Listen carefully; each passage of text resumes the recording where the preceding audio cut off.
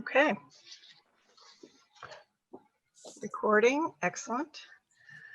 Welcome to RSU 14 Wyndham Raymond School District Board of Directors meeting. The time of the meeting is 5:30. The date is Wednesday, May 19th, 2021.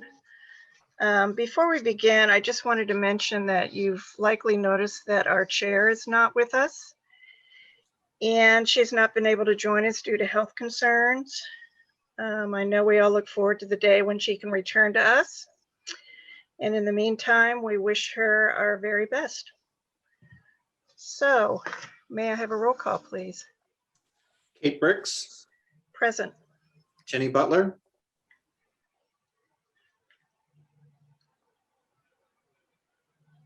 Did you not hear me? I didn't hear you, Jenny. I'm sorry. Okay. I hear you now. Thank you. Jenny Cummings, Marge Gavoni, Here. Pete Hensler, Anna Keeney, Here. Kate Levier, Here. Scott McLean, Here. Christina Small, Here. and Molly will not be with us tonight. Okay. Will you please join me in the Pledge of Allegiance led by Marge Gavoni? I pledge allegiance to the flag of the United States of America and to the republic for which it stands, one nation, under God, indivisible, with liberty and justice for all. Thank you. Mr. Howell, any adjustments to the agenda? We do not have any adjustments to the agenda tonight. Okay, great. Now it's time for public input. This is an opportunity for the public to comment on items that are not on the agenda. Is there anyone who can raise your hand? Or seeing none? All right, we're going to move into executive session for an expulsion hearing. May I have a motion, please? I move to approve going into executive session to consider the possible expulsion of a student pursuant to 1 MRSA subsection 4056B. Second. Thank you. All in favor? Kate Bricks, Yes. Jenny Butler, Yes. Marge Gavoni, Yes. Anna Keeney, Yes. Kate Levier, Yes. Scott McLean, Yay. Christina Small. Yes. We will be going into executive session, but we will be returning to this public meeting when we are finished. All right, folks. One way or the other, I made it. You have skills. Tiny cell phone screen, but I'm here. Yeah, I was gonna say, we have two Annas here. I can't get out of the other one. I'm super sorry. I have no idea what's happening over there. But you're here. That's good news. All right, may I please have a motion?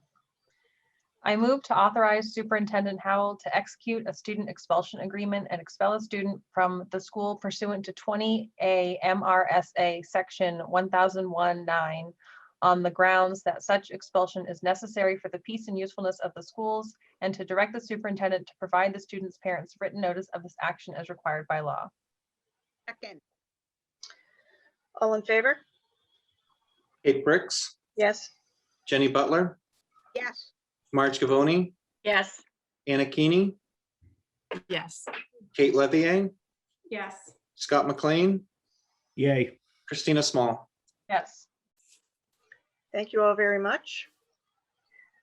We're going to take a brief break until 6:30, when we will again have our meeting to discuss the budget hearing.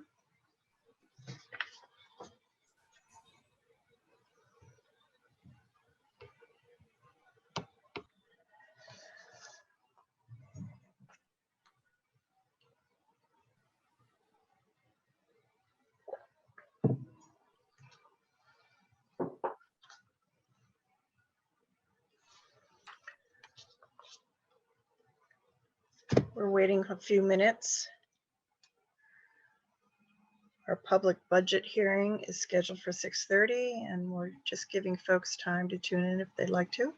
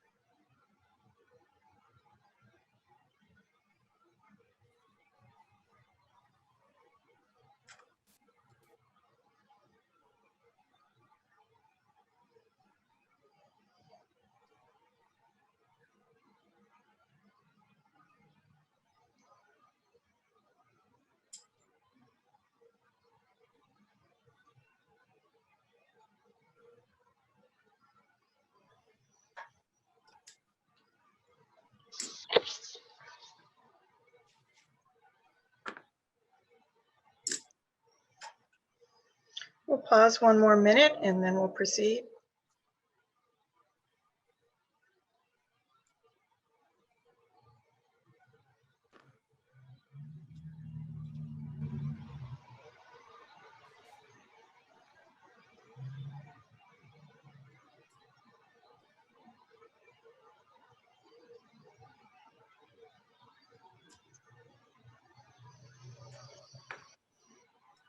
You can tell when it's spring and there's a nice little bird outside my window that's singing right now. Isn't that lovely? Yeah.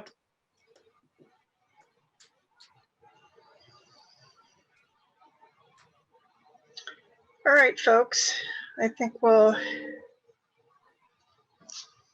get back to the agenda. Thank you all for the pause. We completed our executive session for our expulsion hearing. And now we're moving on to the public budget hearing. And unfortunately, our finance chair, Pete Hensler, is unable to join us this evening. But our illustrious superintendent will carry the day. Thank you, Ms. Briggs, for that wonderful introduction. So tonight is an opportunity for the public to have a short presentation on the budget. This particular meeting is called a remote public budget hearing, and it replaces under executive order the traditional town meeting style budget meeting that has been held in the past. And for those of you familiar, it's the one that's been held in the Wyndham High School auditorium, where individuals have a chance to ask questions about the budget. And then also the public has a chance to vote article by article through the entire RSU 14 budget. Under the executive order that was signed, and at that point to try to discourage public meetings, the process changed so that the budget that the board went ahead and approved is presented back to the public. There's an opportunity to ask questions, and that budget which the board approved is what goes before the voters on June 8th. Also, the executive order results in a ballot, which actually has more information. The traditional ballot said, do you want to approve the school budget, yes or no? The ballots, as they're now written, include all the different cost centers that are associated with the school budget and provide a little bit more information. So I've got a few slides that I've prepared, and why don't we go ahead and just run through those for board members. It will bring back many happy memories of going through the budget process this year, and that long process, which for those of you who are out in the public and who are watching this on TV tonight, we typically start our budget in November and it wraps up in June.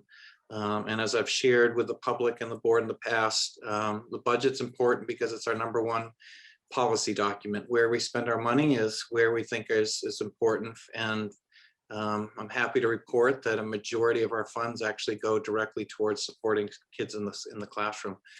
So to bring us back through the timeline, on February 24th, I presented my budget to all of you. And at that time, I think we started at about a 5.6% budget increase.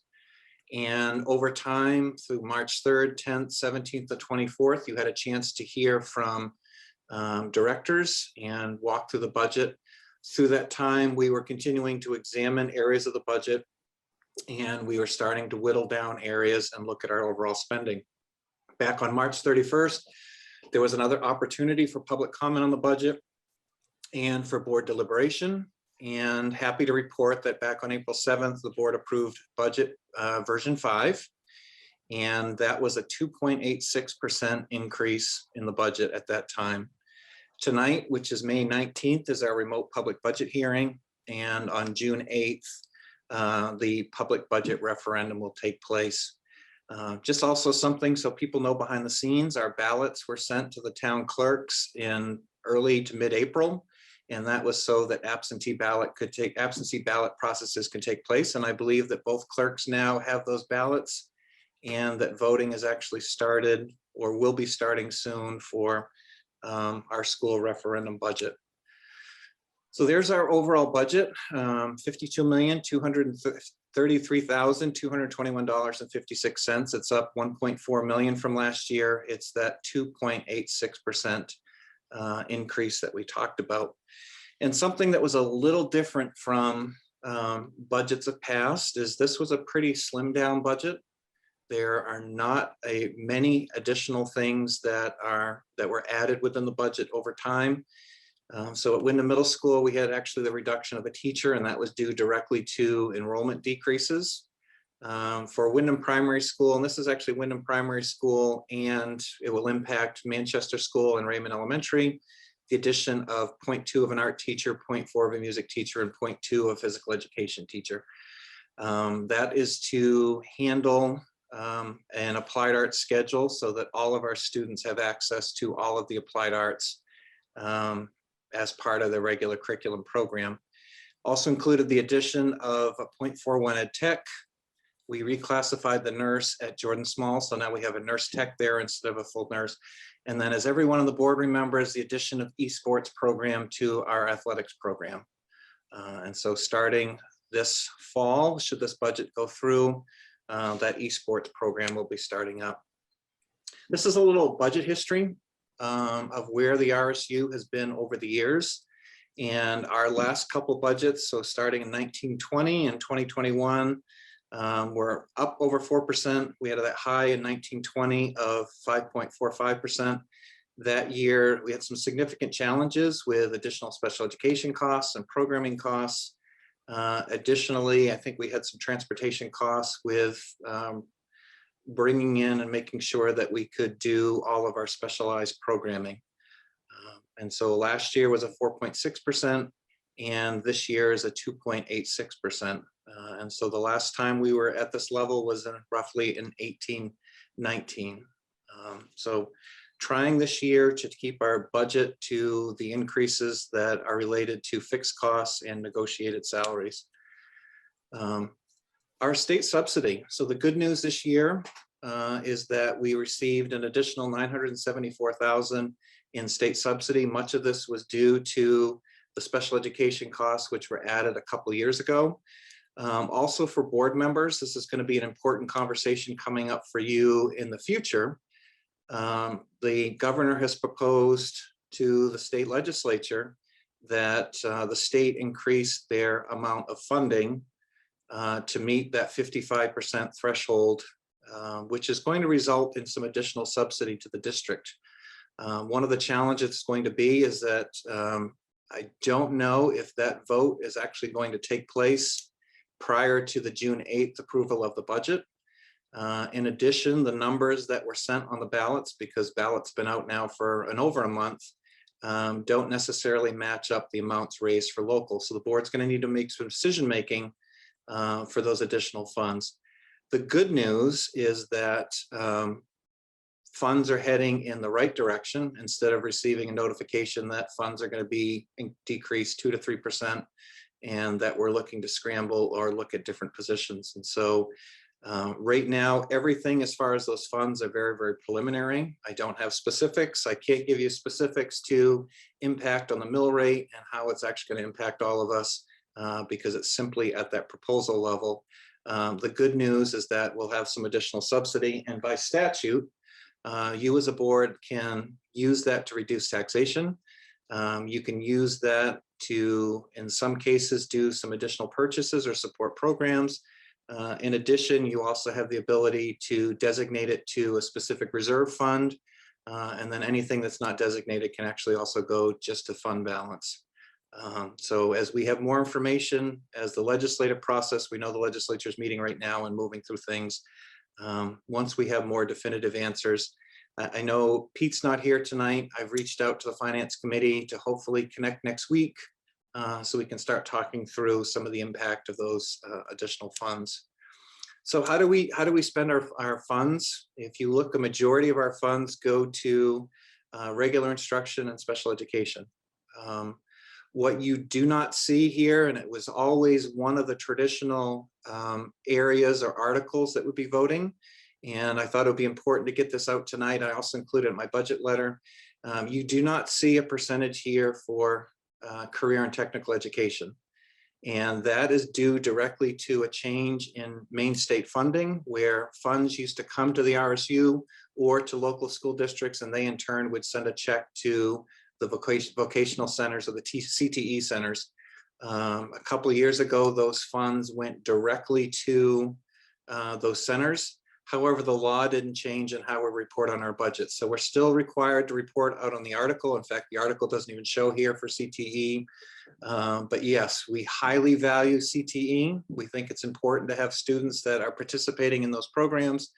But again, it doesn't show in our budget because those funds are going directly to those centers. And then revenue. We have required EPS, and I think a couple of board meetings ago where we talked about cost sharing formula. Spent a lot of time talking about what required EPS was. We have our state subsidy, and about 19% is local additional. So those are the funds above EPS. And then we additionally have some carryover and a small amount of tuition money. And the other thing, which is some good news, is that our local debt service continues to drop off. Raymond Elementary was fully paid for last year. Wyndham High School, although that debt is coming to a close within the next couple of years. So always have to end with my favorite picture of the year, which is the Muddy Buddies and our new pre-K program. And what a successful program this year, even in the midst of COVID. Wonderful addition to the RSU, has just made a difference for the 32 students that have accessed that. And I look forward to the time where we have the space in which we can actually provide this service for all of our students. And so just leave there with those guys. And I look forward to spending the next 13 years with all of them, as they must be what, the class of 2034, 33, somewhere in there. So, and I'm going to end it at that. So I'm going to stop my share. And I don't know if there's any public questions about the budget.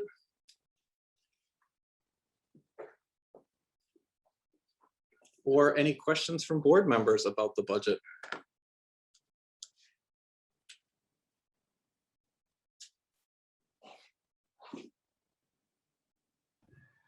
I don't see anyone at all.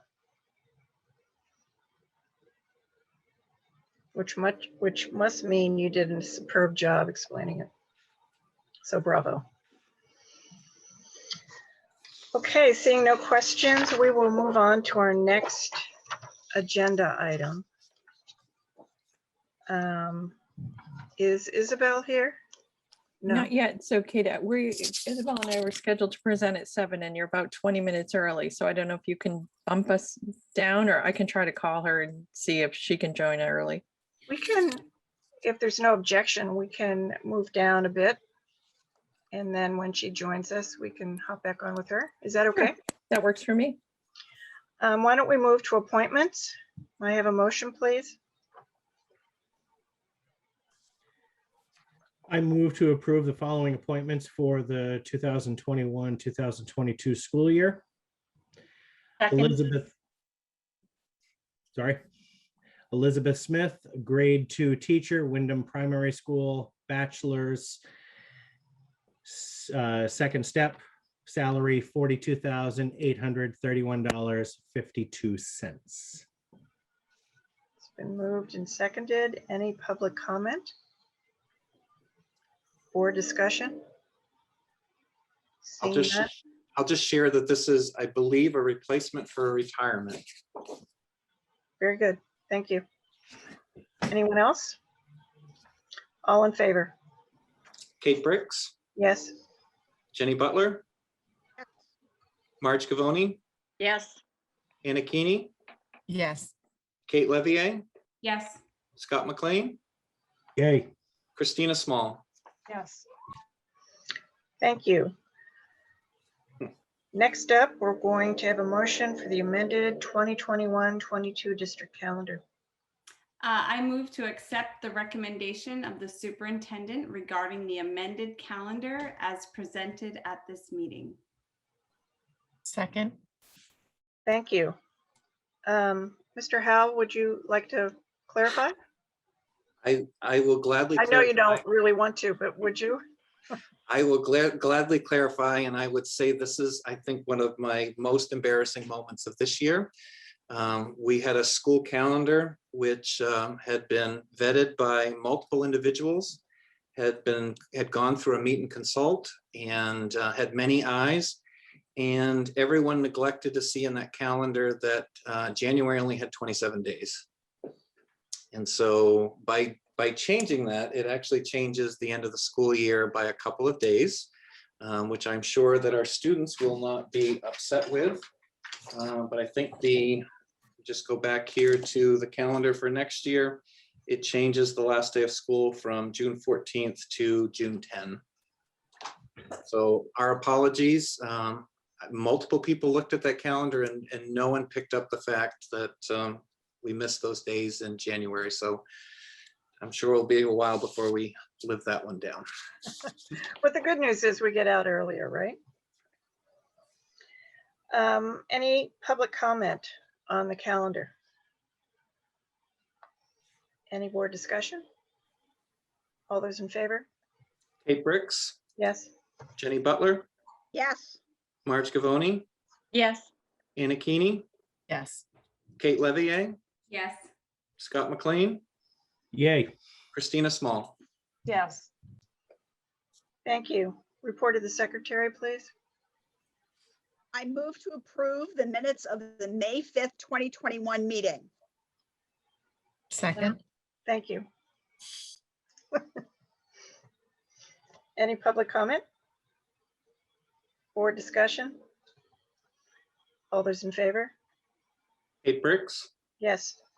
Jenny Butler, Yes, Marge Gavoni, Yes. Anna Keeney, Yes. Kate Levier, Yes. Scott McLean, Yay. Christina Small. Yes.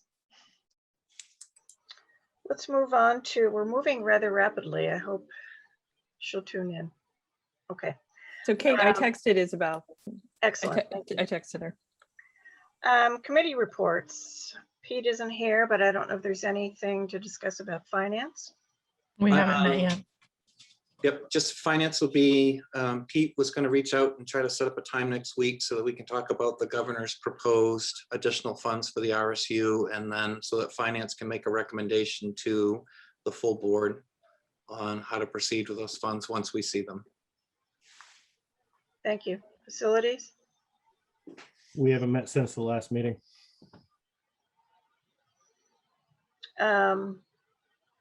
Any update about the middle school? Yeah, we actually are going to be starting our interview process with the architecture firms, and that is going to be occurring on a weekly basis starting tomorrow at 6:30. That is a public meeting, correct, Chris? Yes. Okay. And Scott, if I could just add the firms that we're interviewing. We'll be interviewing Harriman Associates on tomorrow night, which is the 20th. We will be doing CHA Architecture, which used to be the old PDT firm, on the 27th. On June 3rd, we have WBRC Architects, and on June 10th, we have LaValle Brendinger, who will be meeting with the group. And so interview questions were developed, and looking forward to meeting those firms and the individuals are going to be dedicating to our project. Thank you. Technology. So the Information Technology Steering Committee met on May 3rd. We've been spending most of our time in subcommittees, working on a survey for our staff to get a snapshot of how technology is used across the district. The plan is to set aside a time during a staff meeting for them to complete it. So it's not something they're expected to do on their own time. And hopefully we can get some really great participation that way.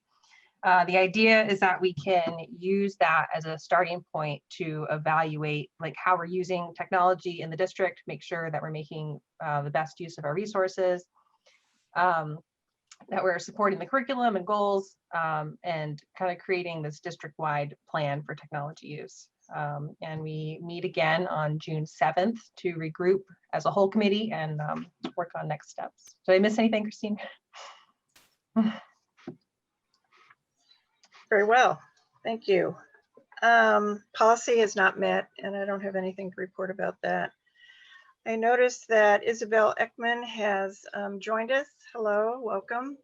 So we're going to move back up on the agenda to extended study to age 22 for special education. Joining her is Lisa Garno, our Director of Special Services here. And she's going to present an overview of the recent Department of Education guidance about extended study for students who receive special education services. So welcome, Isabel. Glad to have you join us. Glad to be here. Just a preliminary matter. Are we going to go into executive session for advice from legal counsel? We will not be. Okay. I'm happy to present kind of a broad overview, but in terms of how this affects you legally, I think it might make sense to do that. Although I'm guessing it wasn't on the agenda. It wasn't. Okay. Okay. So we'll just plan to do kind of a broad overview then, and go from there. So yeah, I'm Isabel Ekman. I'm an attorney at Drummond Woodsum. Am I your third Drummond Woodsum lawyer of the night? You're our second. Second tonight. Woo! I thought I was going to be number 3. I was a little worried. So you might have one more after me then. I hope not. But so it sounds like many of you have already heard about this change to special education law. And essentially what I was planning to discuss today, just to bring the rest of you up to speed, if you haven't considered this issue, is to talk about kind of the history, how this came to be, this change, the legality of the law, and then the effect on the school district. And I might kind of, in terms of the effects on the school, just speak more broadly than I had intended in terms of kind of nitpicking. And then if we want to have a different conversation in executive session, we can plan to do that. So the history is a little bit complex, and we have to kind of understand the legal landscape first before we can get into really the current situation. And so those of you who have worked in schools or have been on the board for a long time know that there's a federal law called the IDEA, and that law, the Individuals with Disabilities Education Act, is where our special education laws and rules come from. And so that's a law that dates back to the 1970s, the late 1970s. And that law says that students are eligible to receive services up through the age of 21 inclusive, is what the language in the law says. So up through the age of 21 inclusive. Our courts have interpreted that as meaning up to a student's 22nd birthday. So inclusive of their 21st year, essentially. So up to the 22nd birthday. But the law also says there's kind of an exception to that, because you all know we haven't been doing that in Maine, right? We haven't been providing services up to age 22.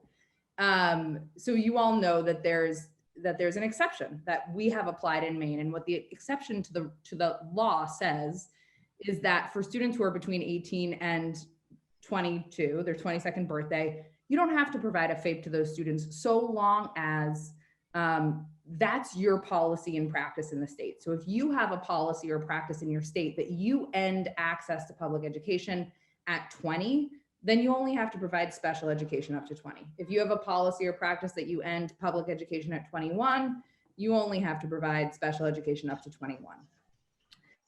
And so Maine, like most other states in the country, have taken advantage of that. So we have a state statute in Maine that says that students have the right to attend public school up until the end of the school year in which they turn 20. So that language is a little confusing. Again, you have a right to attend public high school up until the end of the school year in which you turn 20. So if you turn 20 on September 1st, you can go that whole school year. If you turn 20 on June 1st, that year is going to be your last year. So that's when entitlement to public education in terms of access to high school, to public high school, ends in Maine. And so Maine has been taking advantage of that exception in the IDEA. And stop me at any time if you have a question or you're not following, because I know it's fairly complex, laws kind of mixed together. So Maine has been taking advantage of that exception. Instead of providing a free appropriate public education or special education services to students up to their 22nd birthday, we end entitlement for everyone in terms of public education at the end of the school year in which they turn 20. So that was the way things were in the 70s, 80s, 90s, 2000s. And then in 2016, there was a group of students in Rhode Island who were all 21 years old, not yet 22, who filed a class action lawsuit against the Rhode Island Department of Education. And essentially what Rhode Island had been doing, similar to Maine and exactly like New Hampshire, for those of you who have ever lived in New Hampshire, is that they were ending entitlement to education at age 21. So 21st birthday, end of entitlement to high school services and end of entitlement to special education. So they too were taking advantage of this exception in the IDEA, right? They were not providing services up to age 22. And so this group of students who filed a class action were all between the ages of 21 and 22. And they were basically saying, but for this rule that you're trying to take advantage of, Rhode Island, we would have special ed services for another year. We would have had special ed services up to age 22. And basically the crux of their argument was that, I mean, Rhode Island, reasonably, the Department of Ed said, we're not providing public education. We have a practice of ending entitlement to public education at age 21. Look, all of our regular ed students, if they're still in high school at 21, they stop coming to high school, it's done. And interestingly, what this class action group said, the plaintiffs, they said, yeah, but you're providing adult ed to students between the ages of 21 and 22 and older than 22 too. And adult ed is public education. That was their argument. So while you might have a practice of ending entitlement to attend high school at 21, you're not ending entitlement to public education at 21. That continues, for however, and forever, basically. Like, you are always entitled to public education if you haven't received a high school diploma.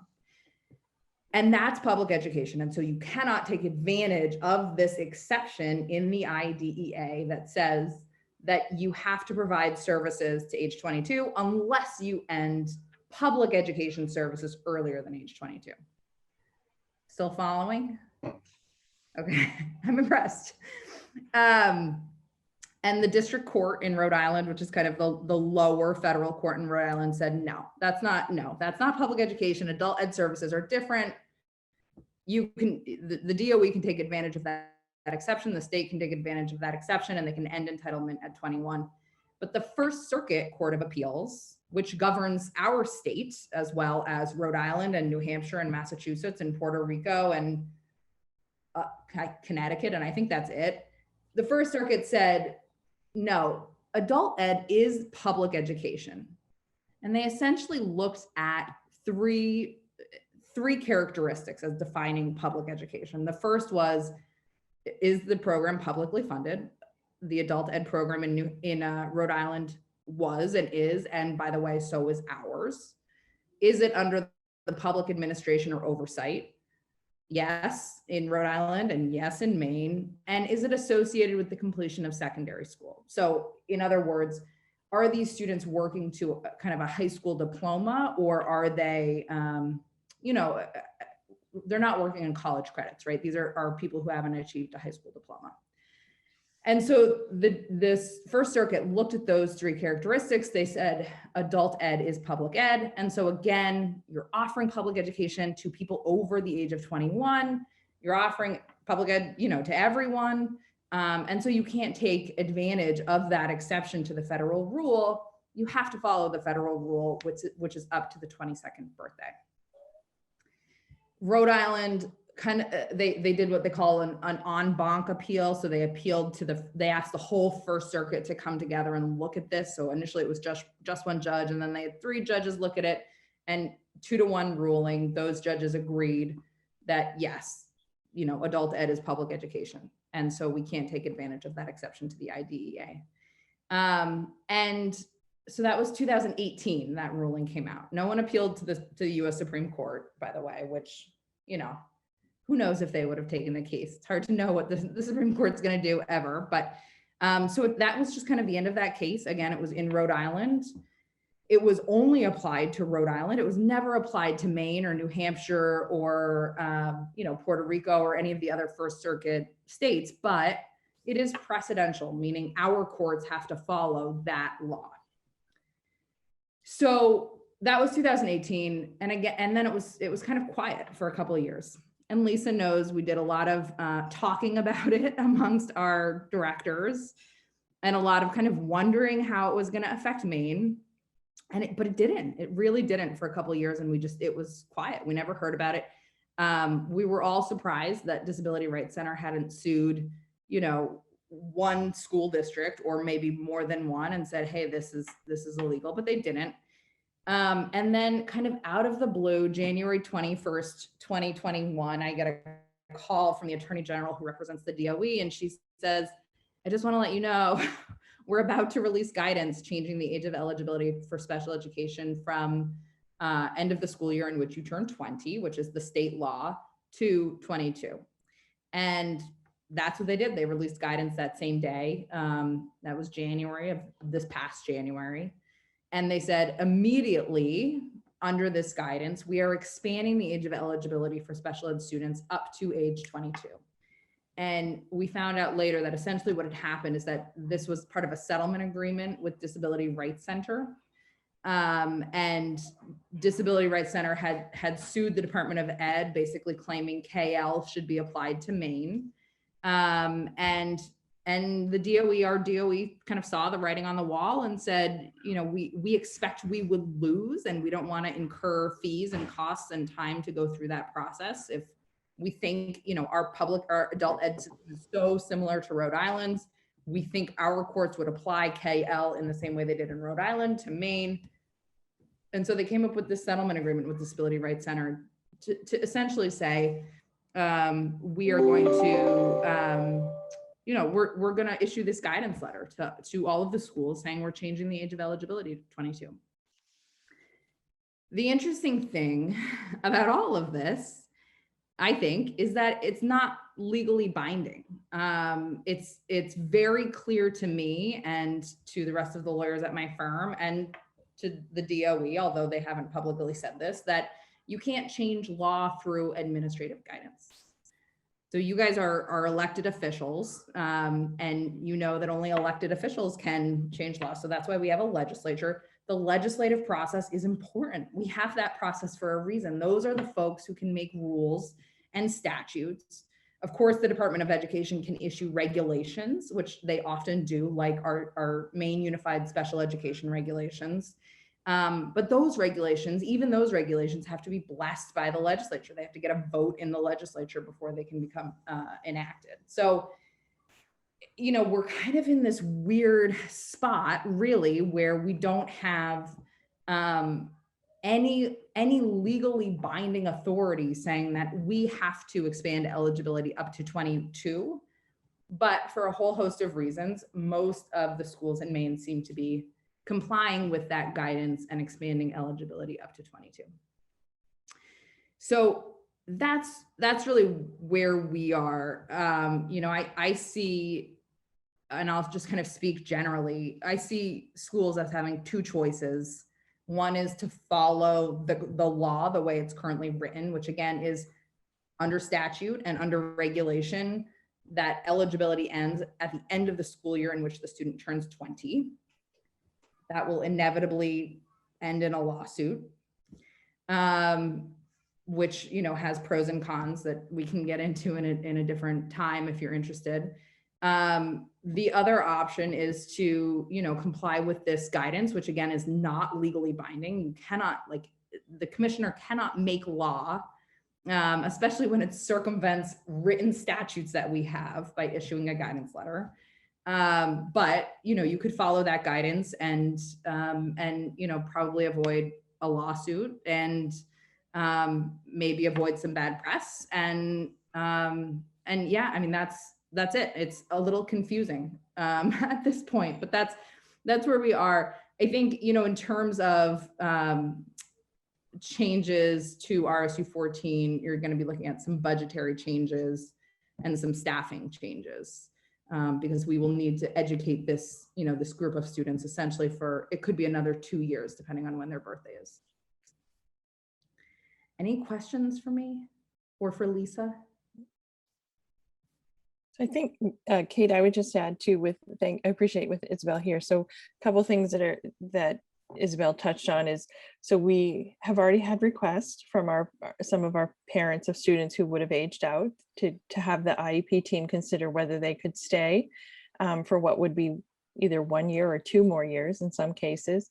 And I want the people who may be watching us on TV or watching this recording later to let them know that it is an IEP team determination on whether a child stays beyond the 20, whether they've met graduation requirements or not. So it's not just academic.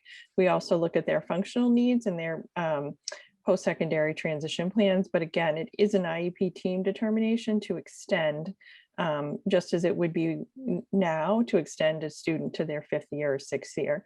But it is possible that we could have some of our friends from their freshman year till they're 22, which would be 8 years of high school.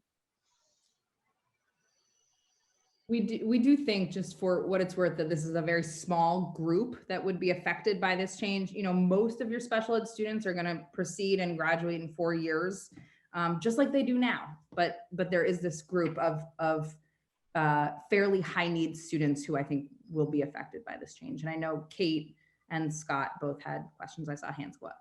Mm-hmm. Go ahead, Scott. Thank you, Isabel. I'm curious. You had mentioned about adult education and the fact that because public schools provide adult education, but can somebody correct me if I'm wrong? If I want to take a course with adult education, don't I need to pay for that course? So I'm curious how this ties in with free education. And I'm also a little concerned about a 22-year-old being in a high school with a 14-year-old, 15-year-old, 16-year-old. So I have concerns here. I'd love to just address those questions, Scott. So taking the last one first, the second question first, I totally agree with you, and you're not alone in having those concerns. I have significant concerns about that too, for a whole variety of reasons. Not to mention, I don't think it's appropriate for the 22-year-old student educationally. They should be around peers, and we have an obligation to put them around non-disabled peers, and 14-year-olds are not peers of 22-year-olds, right? So, even taking it from that angle. The vast majority of these students, and Lisa will know numbers for you, but the vast majority of the students who will be affected by this law are students who are not going to be in your high school anyway. They're primarily students who are going to be in out-of-district placement, special purpose private schools, possibly in residential programs in your district. So that's more the population that we're talking about. I don't think there will be many of the students in your high school, but certainly it's an issue you want to be looking at and thinking about when these IEP teams are looking at programming. So, right. And then, sorry, Lisa, did you? Yeah, so I think, it's really, Isabel, to answer your question, Scott, Isabel touched on 2 pieces. So in terms of what I would call Wyndham Raymond residents who are part of our Bridges program that we're very proud of at the high school, we do have some of our friends in those programs who would traditionally do 5, sometimes 6 years through the age of their 20 year. I would envision that we would continue to have, we currently have anywhere from 12 to 15 students in that program. I would say that we would on average have 1 to 2 students a year continuing on to stay through their 22nd birthday. What the DOE has been clear is that they don't want the 7th and 8th year of high school to look like the first 6. And they're so really looking for schools to get kids into the community. And so we're trying to balance all that. So, being transparent, I sit on one subcommittee that actually looks at, I'm working with Erin Fraser, the Director of Student Services for the state, at the group homes and supported living homes, which there are currently 25 in Wyndham. that population of students. I have Stephanie Gray, who's the site coordinator at the high school, sits on a broader committee. So we're trying to stay abreast of what's going on. But I mean this with all due respect, the decision to implement the administrative letter effective immediately did not come with any planning attached. And so we are literally in the boat in the middle of the Atlantic Ocean, and somebody forgot to give us paddles. So we're trying to, like, you know, navigate waters with not all the tools that we would need. So it is a learning curve at the school level, and it's a learning curve, I would say, at the state level as well. That's my personal opinion. And then in terms of your other question, Scott, about the adult ed program. So the way that the First Circuit looked at whether or not that was public education was just whether it received public funding at all, you know, state funding at all, or local funding, and our public education programs do. You might have to pay a fee. I'm not totally familiar with the fee structure for adult ed programs, but you might have to pay a fee for it. It probably doesn't cover the whole cost of the program. And I know that our state gives public funding to adult ed programs. So that's really what they were looking at in terms of public education. So yeah, we do. So if I can just jump in, high school completion programs are typically free to students. Right. And it's the other alternate programs for community outreach that tend to be the paying ones. Right. But you bring up a good point too, Scott. So traditionally, when students transfer from Windham High School to adult services, they have had to drop out of Windham High School in order to access the adult services to get their GED, or excuse me, high set now. And we've provided guidance, you know, for those students with disabilities, whether they had a 504, but we didn't provide services. So now we're trying to navigate, do we need to continue to keep them registered as a Windham High School student and provide special education services while they're accessing adult ed to complete their high set? And we don't have a clear answer on that. So Yeah. That's actually leading right into my follow-up question is, do we have a dollar figure as to how much this could potentially impact the district? Not today. I would say it's a work in process. I was so proud of the fact we kept the special ed budget stable for this year, because I always ask for money. So I always ask for money. And so, to be transparent, I will anticipate that next year during budget, we'll be having to look at something different, because we have had an increasing number of students who have been placed in supported living homes within Windham and Raymond in the last 2 months. And so currently those students are accessing special purpose private schools, and the state is helping with funding for those. If that funding should change again, because the kids move from adult section 28 and 65 to 21 and 29, which is a different branch of DHHS. It's adult service under ODES. State hasn't worked out all the funding and how that's going to go. So there's still a lot of questions, but for this year, we're all set. And next year we anticipate we'll be all set. The other just kind of quick aspect of that, Scott, that's really interesting is that the Rhode Island case that kind of precipitated all of this doesn't talk about who was responsible for funding these additional years. And kind of a little known fact about the IDEA is that it actually puts the responsibility for funding and providing special education on the state. And the state of Maine, like pretty much every other state, has passed that responsibility on to local school districts for the ages of 5 through the end of the school year in which the student turns 20. They keep the 3 to 5 kids under CDS, as you know, which is a different entity. So that case hasn't, it didn't address who's supposed to be funding this, who's supposed to be providing the services at all. The main DOE just kind of assumed that it would be LEAs and really didn't state that in their guidance letter, and the courts haven't said that. And so that question is still outstanding too. Right. Thank you.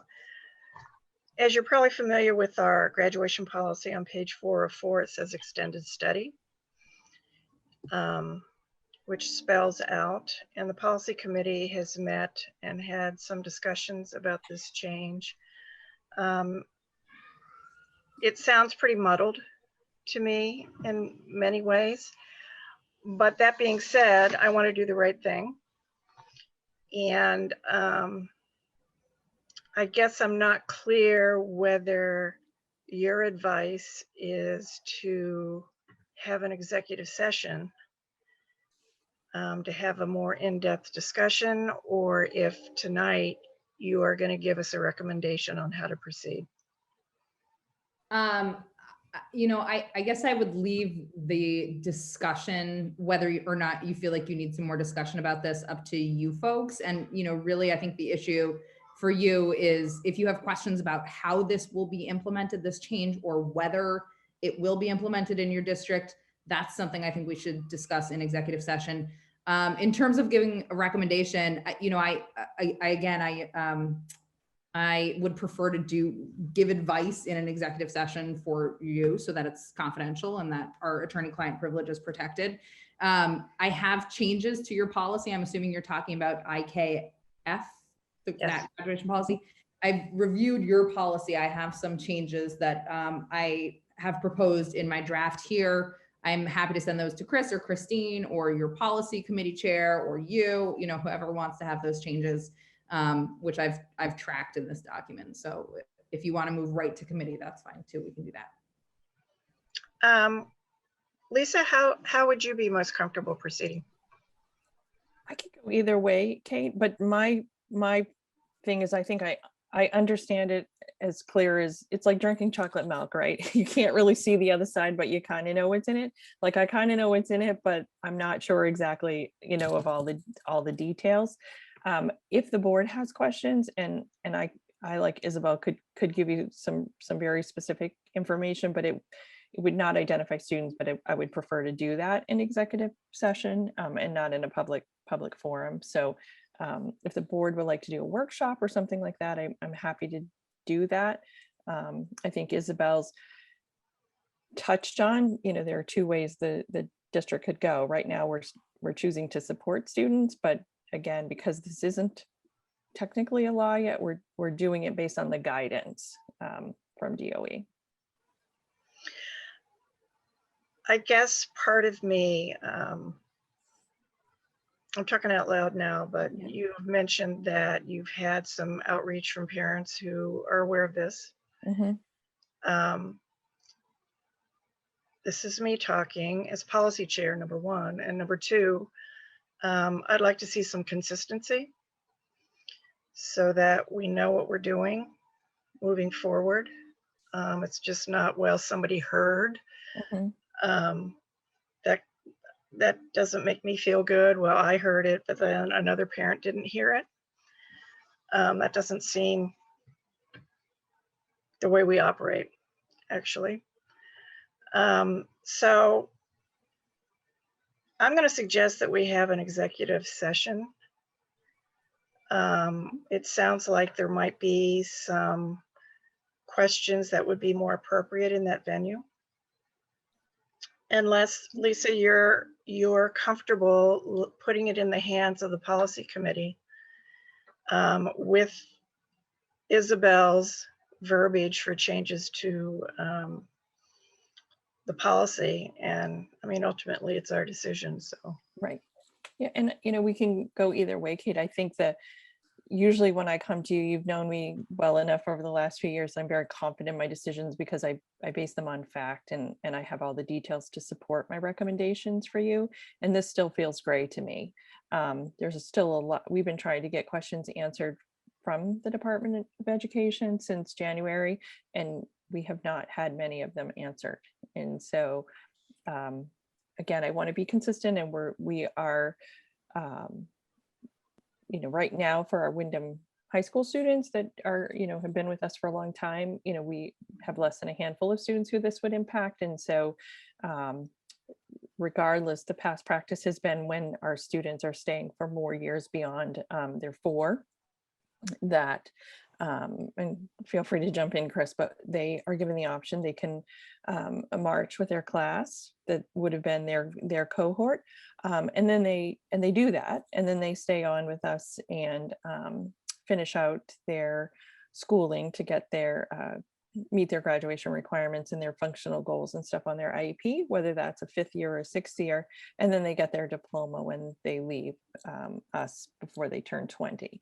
And that's really how we've done it. And so we haven't talked about, you know, the nitty gritty of what that would look like if we have a student who should graduate like in their cohort, like March, with their cohort of, you know, 4 years, but end up staying with us for 4 more years. So we haven't worked out like those kind of bugs. My, where my head's at right now is what are the, and maybe this doesn't make sense, but the legal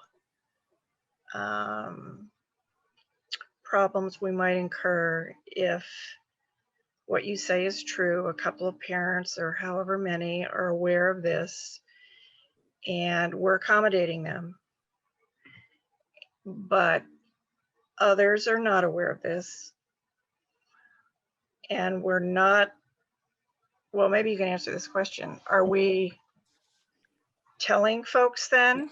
Yeah, so we're We not picking and choosing who we're telling. And actually Drummond and Widsum has provided a sample letter for us to send to families.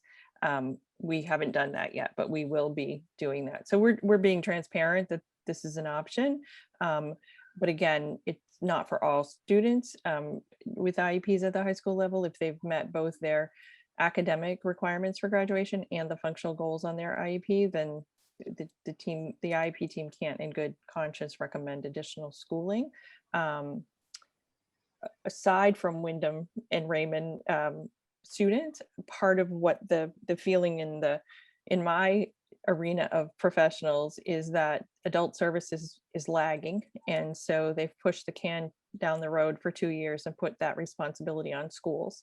So, you know, part of my work with the department has been to figure out how do we get access to community services for these kids? And so the department's looking at having a program where they will train ed techs and special ed teachers to be job coaches and take students into the community. That is what Voc Rehab has done in the past.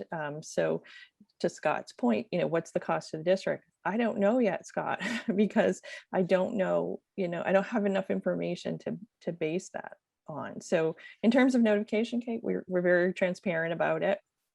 We haven't, you know, just kept it secret, you know, that some people know and some people don't, but every student's needs are different. And so that's where it becomes challenging.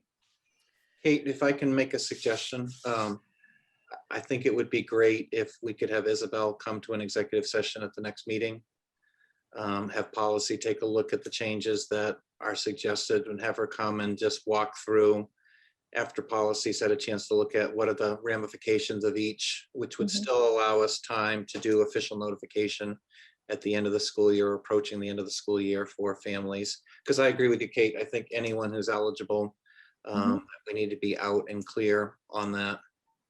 Yeah. With that direction. So you're suggesting, and hopefully you're available, Isabel, but at our next meeting, have an executive session, but the policy committee meet prior to look at the language? yes. Okay. I have to express again that I have concern that a letter is going out very late to those who are eligible. So we've already had those. So it wouldn't be for this year, Kate. Everybody that would be eligible this year, we've already had those. And okay, I have to be careful in how I answer because it's not very many students. And so anybody that was eligible this year, given the immediate notice, we've had the conversation. These would be for students in the future. These would be for students who would be eligible down the road. Okay. All right. Yeah. No, we already took care of everybody. Calm me down. Calm me down. Yeah, it's all right. Calm down. You know me. I got it. So we got everybody this year. It's just the process going forward. Okay. All right. Well, that makes sense. Why don't we do that? Isabel, you'll have the language, which can't be that complicated, I don't imagine. No, although I have changes to your other policy too, JEA, to your compulsory attendance policy. So we'll want to take a look at those too. Okay. All right. If you could send those to the head honchos, Chris, And then we'll set up a policy committee with Kate and Christina and myself and Lisa and all the other powers. Yeah. Um, Kate, can we'll I have a just chat. ask, when is your next meeting so we can, We the don't have date? one scheduled. Don't have one yet. Okay, gotcha. Yep, we don't have one scheduled, but we're on it. We're going to be on it, like on it. So then we'll get back to put it on the agenda. Perfect. Our Thank you. next board meeting, I think, is June 2nd. Mhm. Yep. So if you're available, Isabel, that would be fab.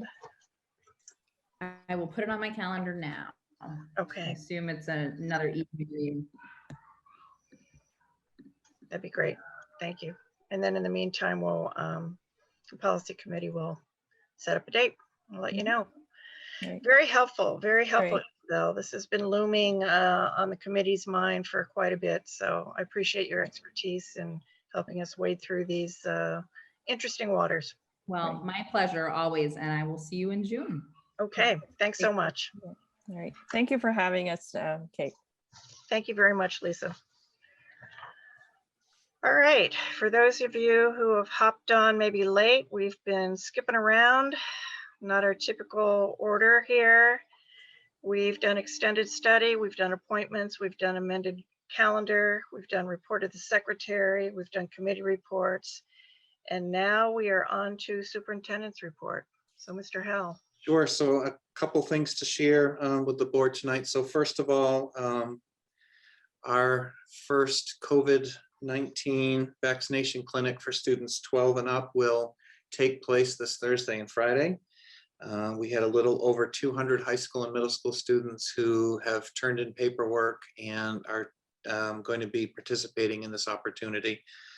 Just wanted to thank our partners at Maine Medical Center who approached us, who set this up for us and are providing all the different vaccinators.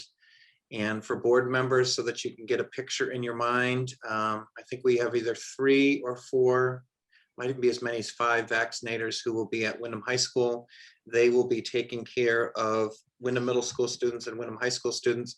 Kids will come in the back of the auditorium, they will get their shots, and then they will then go and sit in front of the auditorium and during their 15-minute wait period to make sure that that students don't have any reaction. And then we have 2 vaccinated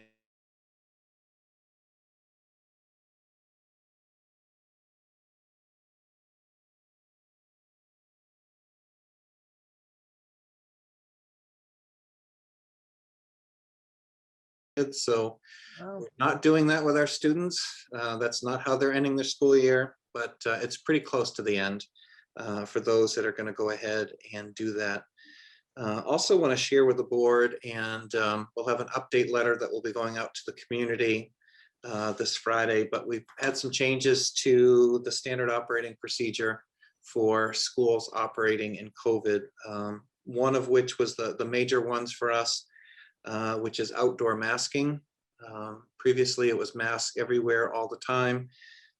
Really, the guidance now is that any time that you can't do social distancing really close, but otherwise students having the ability to take off masks. And it was actually nice to be out on campus today, seeing some physical education classes and some other classes out and about where kids were spaced using the outdoor classrooms and masks had come off. So that's a recent change in the guidance as of, it made it to the protocol on Friday and it was reduced on Monday. Another key one for us, which is all of these things are going to be helping us for full reopening in the fall.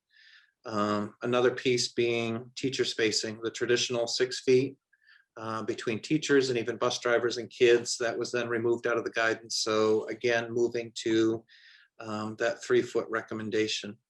Another major piece that came out of this, and it's a conversation I think we're going to need to have probably either the last meeting in June or the next meeting in June, but some guidance around pooled testing. And it's not pool testing, P-O-O-L, it's pooled, P-O-O-L-E-D. And it is a, call it a procedure or call it a protocol, which has been approved by the Maine CDC. For school districts or schools that use pooled testing. And I think this is probably going to be more applicable to our schools that students are not able to be vaccinated. Schools that participate, 3 feet does not become mandatory, it becomes a recommendation. In addition, students have the ability in pooled testing schools to test themselves out of quarantine. And the way that it works is that a representative from, there's a company that actually is helping schools work through this process. Kids would do a swab, and of course, all of this requires parent permission. But kids would do a swab, it all would go into a common vial for the classroom. That classroom would go, with all those swabs would go off to a lab. If there's no COVID found, things continue on as usual. If COVID positive comes out of that, as long as 30% of students are participating, the kids would all be tested from that classroom. The kids that test negative don't have to quarantine, as long as they remain asymptomatic. And so I'm sure everyone by now is pretty tired of reading my COVID updates. I think we've done, what, 151 cases now. And I know we've quarantined well over 1,400 students through all the different things, but it would remove that. The other nice thing in the guidance is that kids who are vaccinated do not have to quarantine as well. So some nice progress that's going along with that. So with pooled testing, it does require the district to go through a process and a training. It's not something that can happen overnight, so we're looking to use it as a strategy for helping us with reopening planning for the fall. Also including in the letter on Friday that it is our absolute intention to be open 5 days a week with a full schedule. I heard rumor today that there's a calendar somewhere that already says we're in a hybrid schedule. I'm hoping the person is looking at this year's calendar, because next year's calendar, we want to be back full, and we want to be back the 5 days, and strategies such as pool testing. I'm amazed at what has changed in the last 3 weeks. And I also would expect that we're going to see additional guidance that's going to be coming over even the weeks to come, and even hearing rumor of younger and younger students being eligible for vaccines, that whether or not we'll have a mask mandate for the fall, depending upon vaccination levels, or even some of the social distancing requirements still remain up in the air. One last thing, Christine, and I'll get your question. The one piece that didn't go away in the guidance is 6 foot for eating. And so as administrators have been planning, the one element that we've talked about is how do we plan to make sure that we can feed kids with the social distancing? And that's what our administrators are working on right now. We're in the midst of purchasing furniture. We're also in the midst of looking at staffing so that we can reduce class sizes using additional COVID funds that the district will be receiving. Again, working towards what we want to provide for the community, which is full in-person instruction 5 days a week for the fall. But again, I'm amazed at what's happened over the last 3 weeks, and I'm hopeful that as case numbers continue to drop, that some of the other distancing guidelines and things will also start to drop off. Christina, I may have answered your question with eating. So it may be in some buildings we're having 5 or 6 lunches next year, or other things that have to happen. An additional thing that we're also looking at, and we need to meet with the nurses on, is if we're going to be doing pooled testing, that we need to also maybe hire some additional help to work through that process to make sure that it goes smoothly. But again, right now, students in our middle schools and our high school are almost all eligible for vaccination, with the exception of the 5th graders at Jordan Small and some of the early 6th graders. And so whether or not those changes, but we're continuing to move forward. So in the very near future, I'd like to do an update for the board on all of our planning things that we're doing with all the administrators. They've been working hard, and they all want to see us back full. So I think that's what I had for updates tonight. Very good. Christina? And a less important note, what are the standing regulations that still require us to be here and not in person? Like the school board? Yeah, I think it's a conversation the board's going to need to do, because on May 24th, things go back to 100% capacity. And I think you're going to need to decide for the spaces that have been allocated to you in the broadcast centers, which may not be a possibility, depending again on board comfort, how close that you want to sit next to each other. But if you want to look to moving towards larger spaces, it still is an option under statute to continue the Zoom format. But I think that's going to have to be a board decision on moving forward with that. I will, and actually, Christina just jogged my memory. I did meet with Ryan today with the high school just to talk again about graduation. Looks like the Civic Center has not going to change their capacity rules for graduation, which was not something we were asking for. What we're still negotiating is 3 feet of distance between students in graduation versus 6, because the entire floor will be all the kids, with maybe 1 or 2 kids who kind of have to sit up in the sides behind where the hockey nets normally would be. And we're trying to avoid that, trying to get everybody on the floor and trying to get this class together. But students this year will be marching alphabetically. It's the easiest way to do it because they'll have very limited marching practice because they've been in cohorts. And again, a reminder to the board that May 28th, I think, is the last day for seniors and senior activities, because that allows, that's the quarantine period. That's 10 days before graduation. Well, it's exciting there in the Civic Center. Mm. So that's the good news. Board roundtable. Anyone have anything they would like to share? Scott? I just wanted to piggyback off of what Christina just said. I would really love to get this board back together. And I'm sure that there are other people that would love to get this board back together. So I'm hoping that it can be a topic at leadership, and maybe we can have it on an agenda coming up before the summer break. Thank you. Anyone else? I see no other hands. Now we're going to go into an executive session for superintendent goals and district office executive administrator contracts. May I have a motion, please? You just said it.